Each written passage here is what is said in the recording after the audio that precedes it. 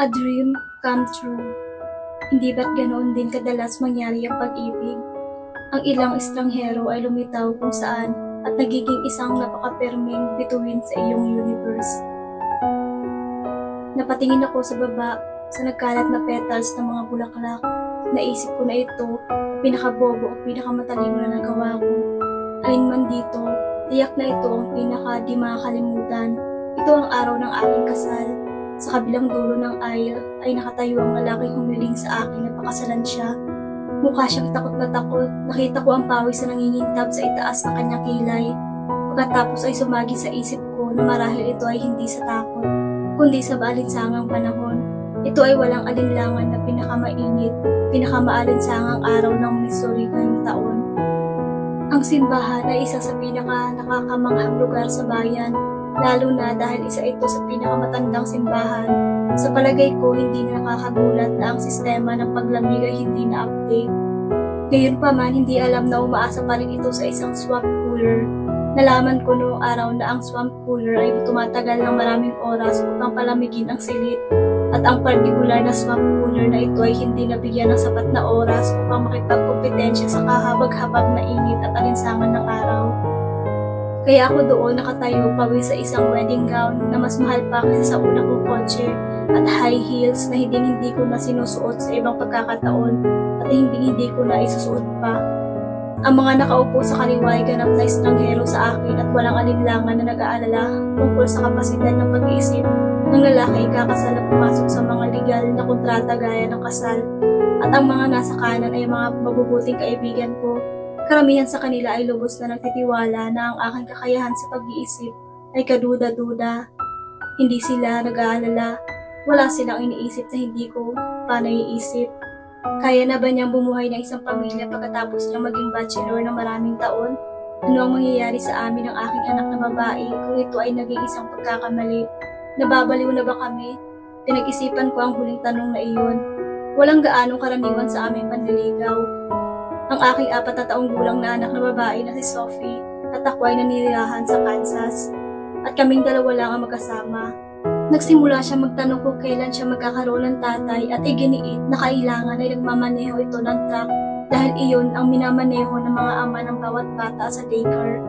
Ang nobyo ko naman noon pa man ay ang nag-iisang tiyuhin na nakikipaglaro sa kanyang mga pamangkin habang ang kanilang mga magulang ay nag-i-enjoy sa pag-uusap ng mga nasa hustong gulang.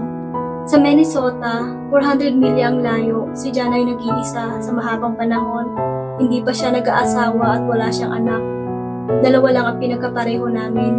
Una, bawat isa sa amin ay nadama na may kulang sa amin at walang asawa. Pangalawa, kilala namin pareho sina Rob at Tracy. Nagpunta ako sa high school kasama si Rob at nakilala ni Jan ang mag-asawa sa kolehiyo. At ang mga relasyong iyon ang magiging susi sa kinabukasan ni Jan, Sophie at ako. Sa Minnesota, ang tag-araw ay sa wakas ay nagbigay daan na upang magsimula ang taglagas. Nakahiga si Jan sa kanyang kama at nananalangin.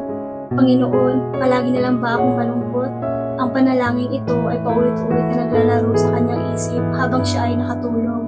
Sa sandaling nakatulog, mayroon siyang 3 magkakahiwalay ngunit magkakaugnay na panaginip. Sa kanyang unang panaginip, siya ay nakikipag-date sa isang babae na may anak na isang batang babae. Sa kanyang pangalawang panaginip, nakatayo siya sa altar kasama si Rob bilang kanyang best man. Sa kanyang huling panaginip, nagbukas siya ng mga regalo sa kasal kasama ang kanyang asawa sa isang tabi at sa isa kanyang mga kapatid na babae sa kabilang banda. Kalaunan ng linggo, tinawagan ni Jan ang dati niyang kaibigan sa kolehiyo. Rob, nagkaroon ako ng kakaibang panaginip at kasama doon nakipag-date ako sa isang babae na may kasamang batang babae. Ikinasal kami at ikaw ang aking best man. Well, ngumisi si Rob. May kakilala akong babae na may anak na batang babae. At may hinahanap siya. Sa sunod na nakita ko si Rob, binanggit niya ng casual na mayroon siyang kaibigan na walang asawa at maaaring gusto akong makilala. Hindi binanggit sa akin ni Rob ang tungkol sa panaginip ni Jan. Sinabi naman ang may mga gustong mag-isip na parang siya ang bida na makakapagpatupad sa panaginip ng ibang tao. Seryoso, Rob? Nasa Minnesota siya at nasa Kansas ako. Ano ang dapat namin gawin? Hindi nag-aalala si Rob. O, magkita kayo. Umibig ka at ikakasal ka. Pagkalipas ng 9 na buwan, tumayo kami ni Jan sa magkabilang dulo ng pasilyo magsisimula ng bagong buhay na magkasama at magkakaroon ng ama ang aking anak na babae. Ang unang lalaki nagsabi sa kanya kung gaano siya kahanga-hanga at kaganda. Sa paglipas ng 24 na oras, kaming tatlo ay nag-drive papuntang Minnesota kung saan wala akong trabaho at walang kakilala maliban kay John. Huminga ako ng malalim at nagsimulang maglakad sa aisle. Isang bagay lang alam ko na nakumpiyansa ako. Sasang-ayon ako sa ganap na anumang bagay kung maaalis ako sa damit na ito at sa mga tamong na ito. Makalipas ang 20 taon, masaya akong sabihin na nagplano ang Diyos ng matagumpay na pagsasama.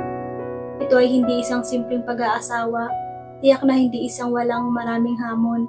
Ngunit ang hamong iyon ay nagpatibay sa aming pagmamahal at pagpapahalaga sa isa't isa.